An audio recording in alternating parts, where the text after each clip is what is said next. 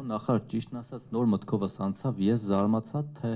ինչու 2025 թվականի փետրվարի կեսերին Գևորգ Պապոյանը որոշեց խոսել Հայաստանի արտաքին պարտքի մասին, մի փոքր մանիպուլացնելով եւ մարդկանց հույս ներշնչելով, որ ոչ թե մի 13 միլիարդի չափ ունենք, այլ 5 ու քանի միլիարդի չափ ունենք, հետո իհարկե Պապոյանին շտկեցին շատերը։ Եվ ինչու դուք հիմա 25 թվականի մայիսի սկզբին, այսօր 2-ն չէ, մայիսի 2-ին որոշեցիք խոսել Հայաստանի պետական պարտքի եւ պարտատոմսերի մասին, ինչ կար այդտեղ մտահոգիչ կամ ինչ-որ պարզաբամա ենթակա, որ որոշեցիք ասուլիս տալ, ինչին դեմ չենք իհարկե, շատ լավ է, բայց ես այստեղ նայում եմ ձեր տված տեղեկանքը կարճ, դուք համեմատական եք տարի 18-19 թվականային կառավարության պարտքը նա հարաբերակցության մասով տոկոսային թվերն եք ընդհանրապես նշել, 50% միջև նվազել է, հետո ավելացել եք 20 թվին 63.5, բայց դուք չեք նշել թվային արտահայտության որքան է եղել 18 թվականին 17-ի վերջին Հայաստանի պետական պարտքը ամբողջությամբ, այսինքն ձեր թիմը, որ եկել իշխանության, ինչքան պարտքով է ստանձնել եւ այս բանին ինչքան է։ Ես հիշեցնեմ մոտավոր թվերը, այն ժամանակ 6.774 էր դեկտեմբերի 31-ի դրությամբ 17 թվականի, երբ Կարեն Կարապետյանի կառավարությունից վերցրեցիք կառավարության օրոք այդ ժամանակ վերջին ցուցանիշը այդքան էր, մոտ 6.8 միլիարդ դոլար Հայաստանի պետական պարտքը։ Այսօր ձեր կառավարման 7 տարիներին Հայաստանի պետական պարտքը աճել է մոտ կրկնակի չափով, դառնալով մոտ 13 միլիարդ դոլար։ Հիմա ուզում եմ հասկանալ, դուք սա ինչով եք բացատրում, պատերազմն ու COVID-ը մի կողմ թողնենք, այդ 2 տարի էր։ Ձեր կառավարման ընթացքում մարդիկ պետք է ավելի լավ ապրեին, Հայաստանի տնտեսությունը պետք է երիկնիշ տնտեսական աճ գրանցեր, իսկ հիմա 5.1-ի շուրջ ընդհանրապես տեղավորվում եւ Հայաստանի տնտեսական ցուցանիշները գնալով նվազում են, պետական պարտքը ավելանում է։ Դուք սա ինչով եք բացատրում։ Մեկ էլ լրացուցիչ կխնդրեի ասեք, թե այդ 750 միլիոն դոլարի եվրոբոնդերը, որ թողարկել եք, դրանց շահառուները ովքեր են եւ արդյոք թուրքական ներգրավվածություն կա այստեղ, թե ոչ։ Շնորհակալություն։ Դե ես թուրքական ներգրավվածության մասին ինձ թվում է այդ հարցին պատասխանեցի, երբ որ ձեզ ամենասկզբում ասեցի, որ հիմնական մասնակիցները Մեծ Բրիտանիայից են, Ամերիկայի Միացյալ Նահանգներից եւ Եվրոպայից, եւ այստեղ հիմնական մասը ինստիտուցիոնալ ներդրումային ընկերություններ են, կենսաթոշակային ֆոնդեր, հեջավորման ֆոնդեր եւ մի փոքր մասը նաեւ բանկեր են։ Ներողություն։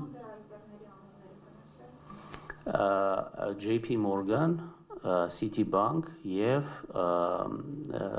Crédit Agricole Bank։ Ինչ վերաբերում է ձեր հարցի սկզբի մասին, տեսեք, այդ հարցին բարբերաբար պատասխանում եմ ես։ Եվ երևի ես պարզ չեմ բացատրում, հիմա կփորձեմ առավել պարզ բացատրեմ, որպեսզի այս հարցը չնայած գիտեմ, որ քանի որ այս հարցը ինքը տենց լավ վերնագրի թեմա է, եւ մարդիկ տենց պարտք բառը լսելուց ահաբեկվում են կամ ասենք օրինակ պարտքի թիվը հնչեցնելուց տենց լավ է այդ ծախվում այս թեման, էլի, բարբերաբար հնչելու է, բայց ուղղակի ուզում եմ ասեմ, որ կարող է։ Վահե ջան, պետք է խնդրեմ, սպասենք պատասխանը։ Կարող է, օքեյ։ Հիմա տեսեք, պարտքի բացարձակ մեծությունը էական չի։ Տարբեր երկրներում տրիլիոններով պարտք կա, բայց այդ երկրները զարգացող երկրներ են եւ որևէ խնդիր չկա։ Երկրներ կան, որոնք պարտքի ճգնաժամ են ունեցել նույնիսկ փոքր պարտքի հետ կապված։ Հետևաբար այստեղ բան չի, մեկ ընդհանուր ֆորմուլա գոյություն չունի, բայց գոյություն ունի ընդհանուր մոտեցումներ։ Սովորաբար պարտքը հաշվարկվում են հնայի հետ հարաբերակցությամբ, այսինքն իր բացարձակ մեծությունը ըստ էության այդքան էական չի, կապ ունի, թե դուք որքան եկամուտ ունեք, որովհետև համախառն ներքին արդյունքը դա այն համախառն եկամուտն է կամ այն համախառն արդյունքն է, որը մեր պետությունը, մեր բոլոր քաղաքացիները միասին տնտեսությունը ստեղծում են մեկ տարվա ընթացքում, այսինքն մեր պարտքի մակարդակը հարաբերվում է դրա հետ։ Սովորաբար դրա համար է, որ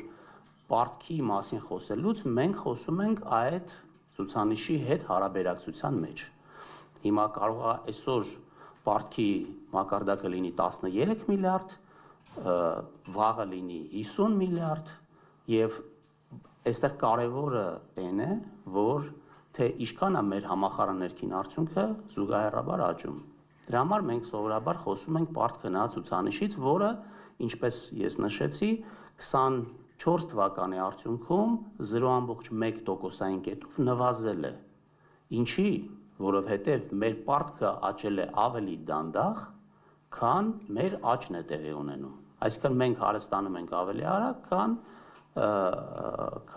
մենք պարտք ենք վերցնում։ Սա նշանակում է նաև այն, որ այն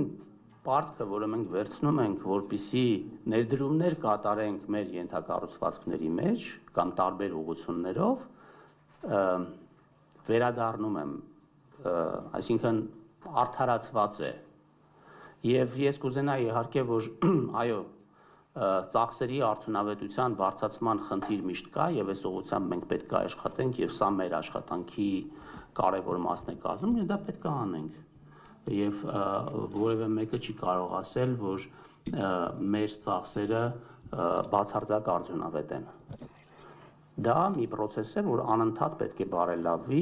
այսօր կարծում ենք արդյունավետ են, վաղը նայում ենք, ասում ենք, չէ, այս մասը արդյունավետ չի, պետք է փոխել, պետք է մեխանիզմները փոխել, այս ծախսերը պետք է հանել, նոր ծախսեր պետք է հանել, որոնք ավելի մեծ տնտեսական արդյունավետություն կունենան։ Դրա համար Հայաստանում ներդրվում են որոշակի կառուցակարգեր, որպեսզի այդ որոշումը, թե ինչն է արդյունավետ, ինչը չի արդյունավետ, ճաշակով չլինի։ Այսինքն գոյություն ունի հանրային ներդրումների կոմիտե, այսինքն մեծ ենթակառուցվածքային ծրագրերը մանրակրկիտ ուսումնասիրության են ենթարկվում, որը ներդրել ենք մի քանի տարի առաջ, բայց ինքը անընդհատ լավարկման process-ի մեջ է։ Ֆինանսների նախարարությունում ներդրել ենք ծրագրերի գնահատման գործառույթ, որպեսզի այս ծրագրերի տարբեր ծրագրեր, ռիսկային ծրագրեր կարողանան գնահատել եւ հասկանալ, թե ինչ արդյունավետությամբ են նրանք գործում եւ այն նպատակները, ինչի համար իրանք պետք է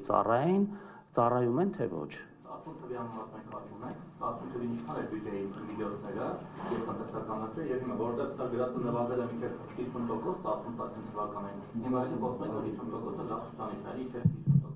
Այսինքն մնացել ենք նույն տեղում։ Մանյայի ասած մնացել ենք նույն դասարանում։ Աստորեն 18 թվականից մինչև հիմա 7 տարվա ձերիշխանության օրոք ընթացքում, պարոն նախարար, մենք մեր պետական պարտքը էլի այդ հարկեր հարաբերակցությամբ 50%-ի շրջանակում է, ոնց որ 18 թվականին էր, այսինքն լավ ցուցանիշը 18-ին էր։ Եվ հիմա էլի 50%-ի շատ լավ հարց է։ Հեսա եւ նաեւ որ ասում եք, որ այդ ես հասկանում եմ, որ հնայի մասով կառավարելի լինի թե չէ, այն ժամանակ էլ Վարդան Արամյանն էր ասում, որ մենք կառավարելի է, կարմիր գծերը չեն կանցել, բան մեզ հուսադրում էր դրանով։ Բայց այն ժամանակ, երբ որ 6-8 միլիարդ էր, մեր բյուջեն ինչքան էր, եւ հիմա որ 12-13 միլիարդ է, էլի մեր բյուջեն ինչքան է եւ արդյոք դրանք համարժեք են միմյանց։ Այո, սա 13-ի չափով աճել է կրկնակի մեր բյուջեն 18-ի համար։ Այո, մենք անընդհատ խոսում ենք դրա մասին, որ մեր բյուջեի եկամուտները կրկնակի աճել են, կրկնակից ավել աճել են 18 թվականի համեմատությամբ, հիմա ճիշտ է բյուջեի թվերը ձեռքից տակ չկա, բայց այո, վստահեցնում եմ ձեզ, որ կրկնակի աճել են եկամուտները, եթե 18 թվականին մեր բյուջեն, եթե ճիշտ եմ հիշում 1.8 միլիարդի 1.8 միլիարդի շրջանակներում էր, 25 թվականի բյուջեն արդեն 3.5 տրիլիոնի շրջանակներում է, այսինքն այստեղ էական ոճ ունենք, եկամուտների էական ոճ ունենք, ամեն տարի տեսեք, ամեն տարի մեր բյուջեի եկամուտները միջինում աճում են 200 միլիարդ դրամով, բայց մեր պարտքի սպասարկման ծախսերը աճում են 20-30 միլիարդ դրամով, այս տարի կարծեմ մի փոքր ավել։ Այստեղ հարց է առաջանում, եթե մենք այսօր ասենք, եկեք պարտք վերցնենք, որպեսզի մեր եկամուտները 200 միլիարդ դրամով աճեն, բայց դրա մի մասը տանք մեր պարտքի սպասարկմանը, մենք կհամաձայնենք, այստեղ կարևորը այն է, որ մեր աճող գումարի ծավալը ավելի մեծ լինի, շատ ավելի մեծ լինի, քան այն տոկոսը, որը մենք տալիս ենք այդ պարտքի սպասարկմանը, կարծեմ դա տրամաբանական երևույթ է, եւ այստեղ պարտքի հնայեթ հարաբերակցության տեսանկյունից, տեսեք, եթե մենք ասում ենք եւ մեր ֆիսկալ կանոններն են այդպես ասում, որ մինչեւ 60% պարկ հնահարաբերակցություն ունենալը դա անվտանգ է, դա ասում են մեր պարբերական գնահատումները, որովհետեւ դա մենք ունենք որպես կանոն, բայց պարբերաբար նաեւ գնահատում ենք դա ինչքանով է այսօրվա համար ճիշտ։ Եթե համարում ենք, որ դա ընդունելի ցուցանիշ է, վաղը օրինակ մեր պարտքը լինի 30%, բայց մենք ասենք կամ դուք ասեք, եկեք այդ պարտքը մի քիչ ավելացնենք,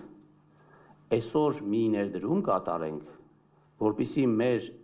այն ծախսը, որը պետք է անենք 5 տարի հետո, առանց պարտքի,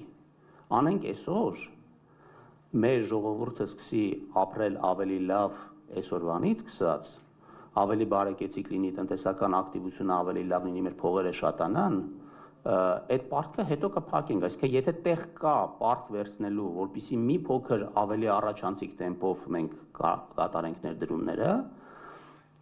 ես կարծում եմ, որ դա պետք է անենք։ Պրոբլեմը ուրիշ տեղ է, պրոբլեմն այնտեղ կարող է լինի, որ մենք պարտքով փող վերցնենք, որպեսզի ինչ-որ մի բան կառուցենք ու չկառուցենք։ Այդ դա կլինի մեծ պրոբլեմ։ Դրա համար մենք սովորաբար խոսում ենք բյուջեի կատարողականի մասին, կապիտալ ծախսերի կատարողականի մասին, այսինքն ինչքանով այն խոստումը, որ մենք տվել ենք պարկ վերցնելու եւ ինչ-որ գործողություն անելու, ինչքանով ենք պատշաճանում։ Եվ վերջին տարիներին իրականում խոսում ենք նրա մասին, որ այս կարողությունը էականորեն բարձրացել է, որտեղ այո, ունեինք 18-19 թվականին բյուջեի էական աճերի պայմաններում այդ պետական ապարատը կամ մեր կարողությունները ընդհանրապես որևէ բան կառուցելու համարժեք չէին աճում մեր եկամուտների աճին զուգընթաց։ Եվ մենք ամեն տարի տեսնում ենք, որ այն գումարները, որը մենք ծախսում ենք շինարարության եւ ենթակառուցվածքների զարգացման ուղղությամբ, էապես մեծանում են։ Օրինակ կարող եմ ձեզ բերել, եթե մենք անցած տարվա առաջի եռամսյակում ծախսել ենք մոտավորապես 10 միլիարդ դպրոցաշինության վրա, այս տարի, լավ, հիմա ճիշտ թվերը չեմ հիշի, բայց էականորեն ավել գումար ենք ծախսել դպրոցաշինության վրա առաջին եռամսյակում, քան անցած տարի։ Սա նշանակում է, որ մեր պլանավորման, մեր շինարարների աշխատանքի արագության տեմպերը էականորեն ավելացել են, բայց ես չէի ասի, որ մենք հասել ենք մեր այդ ցանկալի մակարդակին։ Սա անընդհատ պետք է բարելավի, մեր պլանավորման մակարդակը պետք է բարելավի։ Դրա ցուցանիշն է, օրինակ, այն, որ մենք առաջի եռամսյակը պլանավորել էինք ավարտել դեֆիցիտով,